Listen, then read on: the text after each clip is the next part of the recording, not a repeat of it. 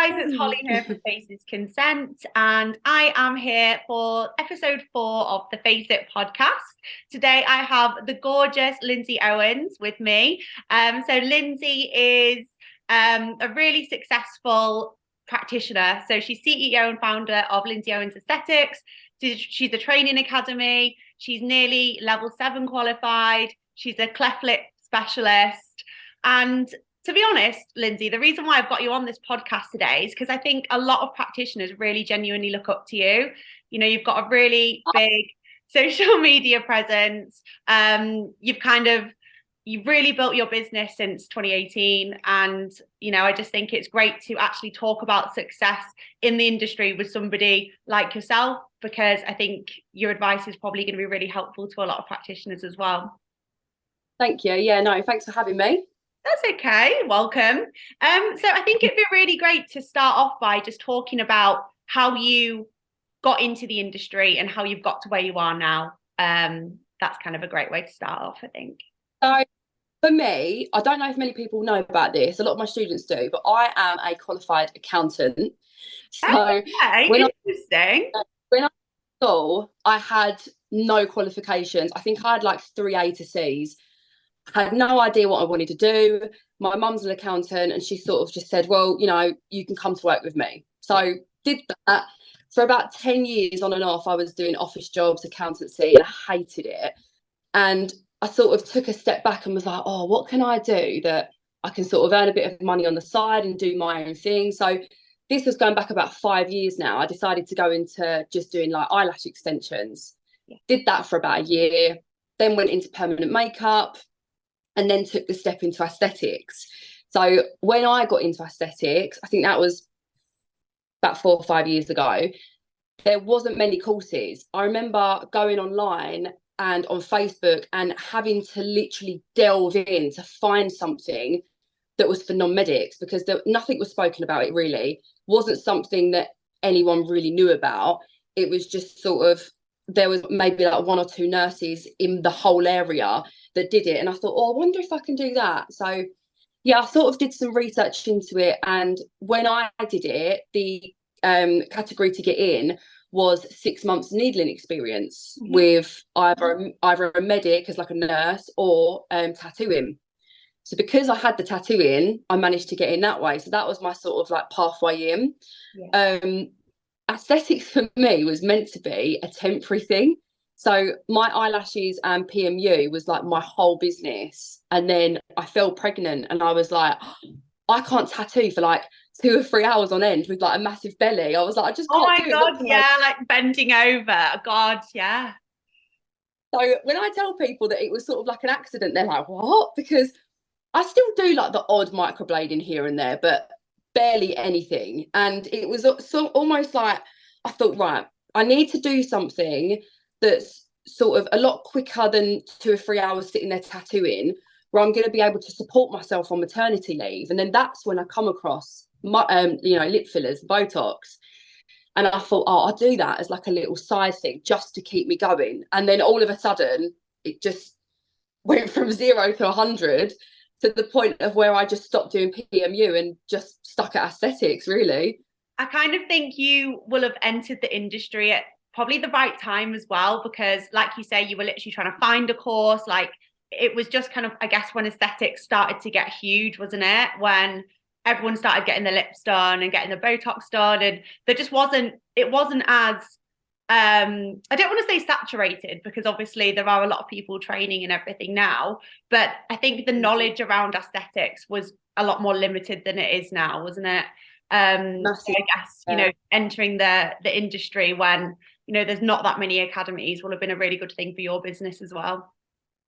Yeah, definitely. I think for me, I hate saying the word, because a lot of people go to me, oh, you're so lucky, you're so lucky. And I think I'm lucky in the fact that I got in early. I think timing for me was luck on my side. But yeah, I hate using the word lucky, because I think, no, I've worked really hard to be where I am. Yeah, absolutely. Timing wise, definitely, because even now I say to my students, a lot of students will join the class and they think they're going to leave and start earning all this money and have a client base. And I'm just like, it takes years and like hard graft. You're not just going to leave and just be given like a book of clients, you know. So Yeah. I think for me, I had my client base with my lashes and PMU, so that I didn't really struggle with. Plus, then when I trained, I was really the only person in the area doing lips and Botox, so I didn't really have to fight for clients. Mhm. So in that sense, I think I got it at the right time. Yeah, definitely. But I think, just like you said, with your background as well, I think even like today, a lot of people will start doing, beauty treatments, even semi-permanent makeup, and that's quite a natural progression into aesthetics. So Yeah, even though you kind of said you planned on doing it like as a little side hustle, I think yeah, probably at some stage you probably would have ventured out into aesthetics anyway, because I think it's quite a natural progression. And a lot of people, once they've built that client base, you can kind of train and not be as worried about kind of having to get people through the door, I guess, because that's, what people really struggle with.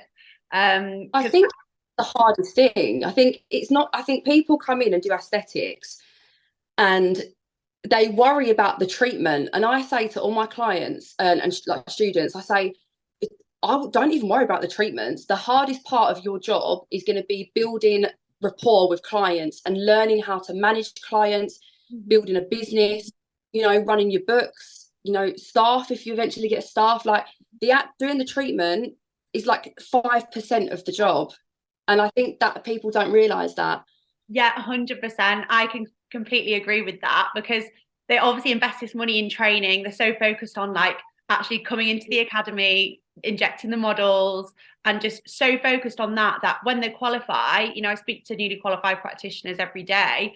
They're like, oh my God, like I've got to get my insurance, I've got to buy all my stock, I've got to like become a social media person and like run my Yeah. business from online. And I think it does naturally get very overwhelming. What would you say your advice would be to anybody who's just sort of starting out? I mean, obviously you train people as well, but what do you normally say? I normally just say, don't expect to be the best in your area straight away. Don't knock yourself because you have one bad experience. It's like same with my training. I learn all on my own. The amount of people that go to me, Lindsay, where did you train? And I think, oh, but I've done really bad training and I've done really good training. And I think a lot of students think they're going to pay out a certain amount of money for their foundation course and then that's it. Like I'm 5 years in and I still go on courses all the time. And mother half goes, Lindsay, stop spending money on courses. I'm like, but it's like you know what you're doing. But I think it's so good to keep learning because I've been doing it for years. I might go to someone who does something ever so slightly different, or they do one thing different to me, and I think, oh, I love that. And you can take things from different people. So I think biggest piece of advice is never stop learning. Invest all of your money back into training because your business is an investment. It shouldn't just be a way of you thinking, oh, I'm going to earn money out of this. Because if that is, then you shouldn't be doing it. It takes over your whole life. It's a massive investment. I think be kind to others in the industry because sometimes, with anything like hairdressers, beauty, sometimes it can be a bit nasty and a bit bitchy out there if you speak to the wrong people. So just stay in your own lane, focus on yourself. You never know when you're going to need support from someone else, and don't give up. Just keep going because, like I say, it takes years to be good at something and be confident. Yeah, and I'm hoping some people actually listen to that and they feel a bit relieved by hearing that advice, not stressed out like, oh my God, it's going to take me years. I hope that some people listening to this actually go, yeah, do you know what? I've only been doing it 6 months. I need to chill out, stop thinking that I'm going to be earning thousands, because I'm only 6 months in and it does take time, and you kind of use it in a positive way. Because I think, like you've kind of said, there's that pressure to earn and, invest your money back into training as well, plus trying to build your client base. And, yeah, it's a full-time job. I think a lot of people just kind of expect it to be a little bit of a side hustle. But, if you want to do it properly and really build your business, it does take really hard work. And, that's why, you're here today. Yeah, no, honestly, I think just focus on yourself, just take your time. If you can only do, 1 or 2 clients a day, it's not a problem. Just do what you can do and ease yourself in, and you'll eventually start to feel more comfortable, and you'll just progress and progress. Don't look at other, because even me, like even now, like years and years in, I look at other practitioners' pages and I'm like, oh God, why am I not doing that? Why? And you do compare yourself. It's a natural thing. Yeah, you're human. So it is, yeah. So you just try not to compare yourself to other people and just go at your own pace, because I think if you focus on what other people are doing, it's going to make you more nervous and sort of put you off. So yeah, just do your own thing. You're only against yourself. Yeah, exactly. No, I love that. So obviously you said you've trained with loads of different academies, which I think is great as well. I think it's good to try different places and keep learning, keep educating yourself. But you did touch on the fact you've had some quite bad training. Do you want to tell us a bit about that? Yeah, so I have had some bad training, which makes me laugh actually, because you laugh because you think it's funny, but it's not funny at all. When there's Yeah, you're places like, out what? How on there, earth did that even happen? like when my students say to me, like, "Oh, Lindsay, who did you train with?" and I refuse to tell them, because one, I don't like bad mouthing people in the industry, and two, I just think that's been and gone. It's not going to help them go forward. So I just say my training was really bad, but I have done really good training with XYZ. My first lot of training, I passed my fillers and Botox within about 3 hours. I was given like an A4 sheet of paper to quickly read through before we did practical models. And then we did like the trainer did one half of someone's lip, and then I did the other half. And it was just going, because when you go back and look, I think, how did that not knock me? Because I think if I was in the industry now and I did that training, it would knock me completely. But back then, I didn't know any different. Yeah, I exactly. that was normal. I literally thought that was normal. So yeah, I did my fillers and Botox in about 3 hours. I had no idea about prescriptions with Botox. I was just buying the Botox off of the trainer. And she was saying, oh, no, because it was only when I joined some Facebook forums. I thought, oh, I'm going to go on there a bit of advice. And I saw people saying, oh, I need a prescriber for a non-medic. And I'm sitting there thinking, what's that? I didn't have an emergency kit for, the fillers. I didn't know what Hylaze was. I didn't know how to dissolve. Had never heard of, well, I knew what an EpiPen was, but I never touch one. Didn't know about it or adrenaline or anything. So for about 6 months of me injecting, touch wood, I have no idea how I didn't come across a really serious situation, because even now when I train my foundation students, I give them a little mini emergency kit, and I say to them, you need to add on to this when you go home, but that is enough purely for me to feel better that they've gone home and they've got it. Exactly. Because you're taking I that could from your training, aren't you? Because you're thinking, right, I don't want any student to leave my academy feeling the way that I did.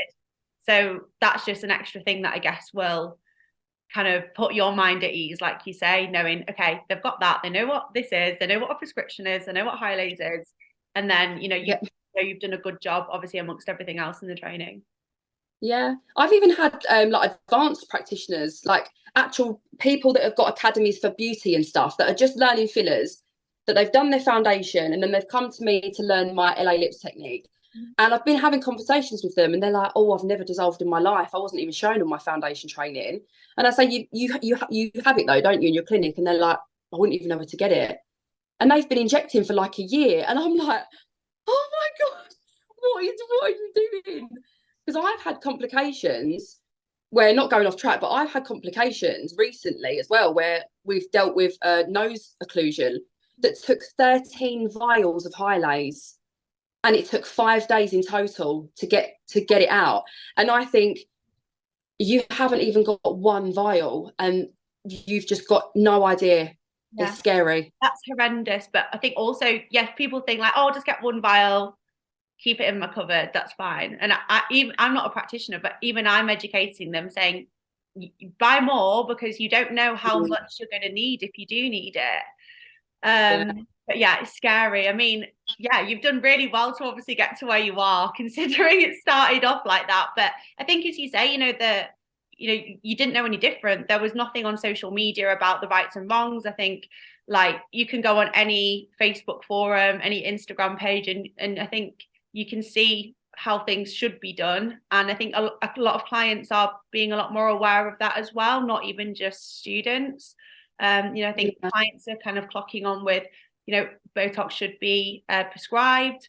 My injector should be doing X, Y, Z. I think there's that knowledge now, because a lot more people are talking about it, particularly when it comes to regulation. I think you can always. I think for me, this is more from like a business point of view as well. Like, I have ADHD and autism. So for me, my brain is very black and white.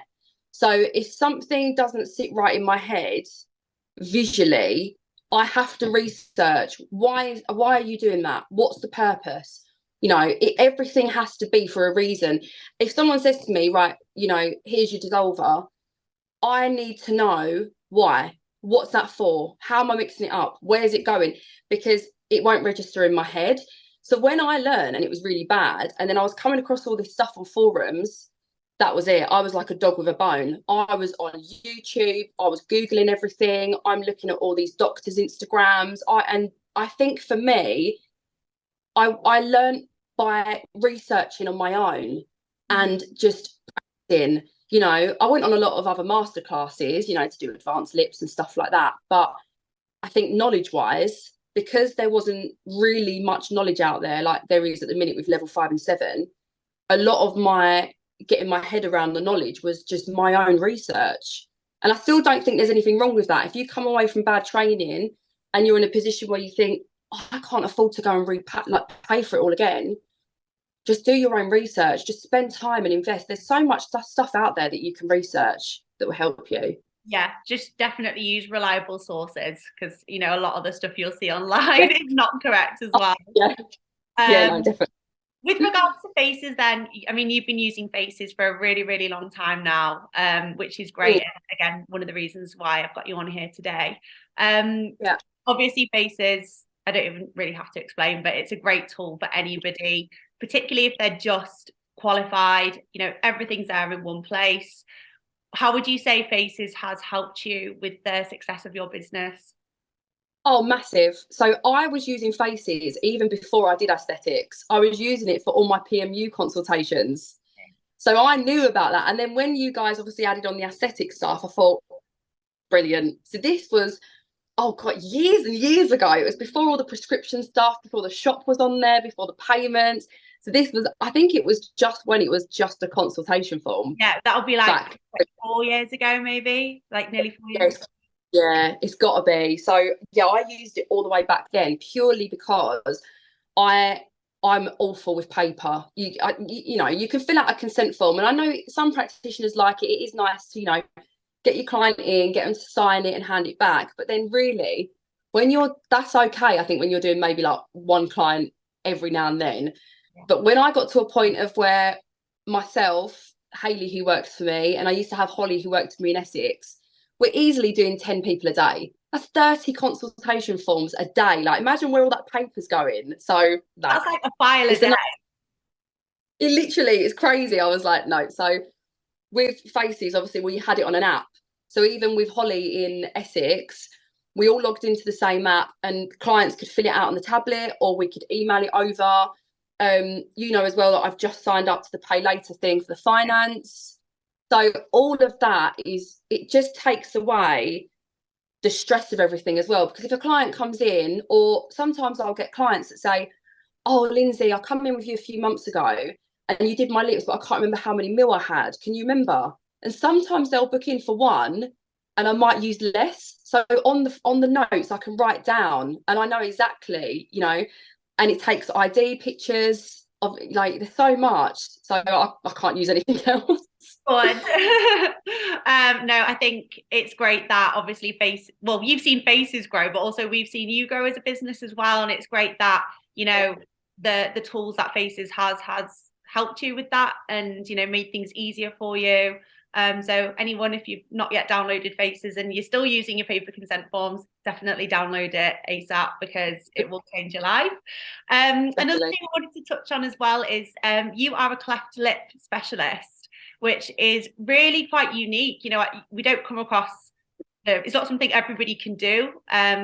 So tell us about that, you know, what got you into that side of things. And you know what, that was an accident. Because I feel like you just winged it throughout your whole career.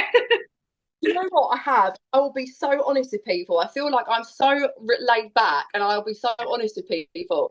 That was a complete accident. I had you know, just a normal day in the clinic, just sitting there waiting for my client to come in. She come in and I was sort of just in my own world. I was like, oh, hi, lovely, how are you? Like, take a seat or get you to like do your consultation form, pop your numbing cream on. And as I got the numbing cream and took it over to her, I could see it was obviously quite a severe scar that ran here. And I sort of just went, oh, like, and I thought in my head, I thought, how am I going to do this? And I remember her saying to me, like, oh, I was going to message. I wasn't sure if I'm able to have it or not. So I wanted to see what you thought. And it basically pulled on my heartstrings because part of me was like, I don't know how I would do this. And then the other part of me was like, I can't send her away. I feel like I wanted to help her. Yeah. So it was sort of she was with me for a good like hour and a half, I'd say, whereas normally I could do a set of lips in like 5 minutes or so. But I remember just sitting there and assessing her lips and feeling where the tissue was sitting and where the scar was running and just creating like a mental picture of what I was going to do and how I was going to do it. And I thought, you know what? Worst case scenario, it will look rubbish and I'll dissolve it.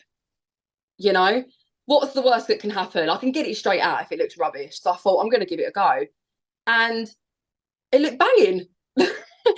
And yeah, it looked so good. And she was so happy, I was happy. And then recently I've been uploading a lot of them videos to TikTok.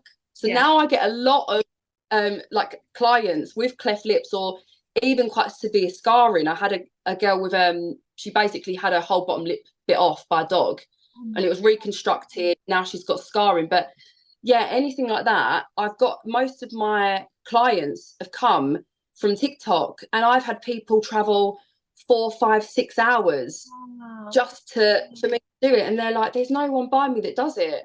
So then that's why I thought I'm going to start training people in this. Yeah. Because more so that more people around the country can do stuff like this so that clients don't have to travel 6 hours to get their lips done.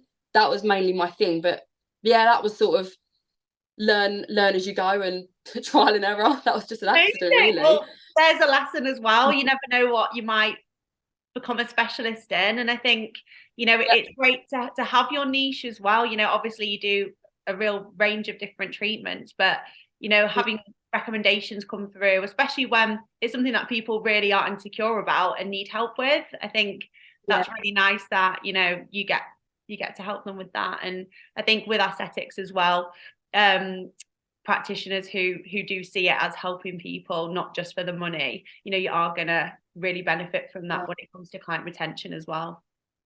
100%. I've got like my PA at the minute, so I know I just for the clients that come in when I first started doing it, they was like, oh, is it going to cost me more because it's a specialist thing? Which really, when you think about it, you could charge more because it's, you know, a specialist area. But I just charged the normal, you know, I just charged the same as what everyone else would charge because I just think, yeah, I am spending a little bit more time, but it's not their fault, you know. Why should they have to pay more? Why should they be penalised?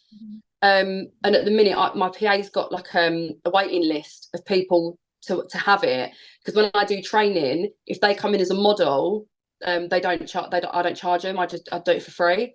Yeah. So a lot of people are on the list to get it done for free, which is really nice. Makes me feel good as well. Yeah, exactly. You're doing a good deed. Love that. Amazing. Yeah. So with regards to the success of your business then, I mean, you're a training academy, like I say, you're nearly done your level 7 and you're already off core level 5 trained, which is amazing. You know, you've got a great presence on Instagram.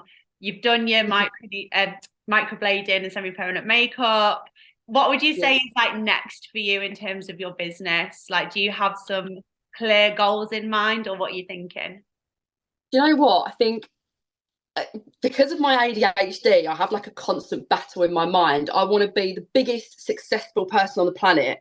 Yeah. And then when I sign up for all these courses, I think, oh, why have I done this? I just want to chill out and relax. But if I am chilling out and relaxed, I'm bored. So I can't win.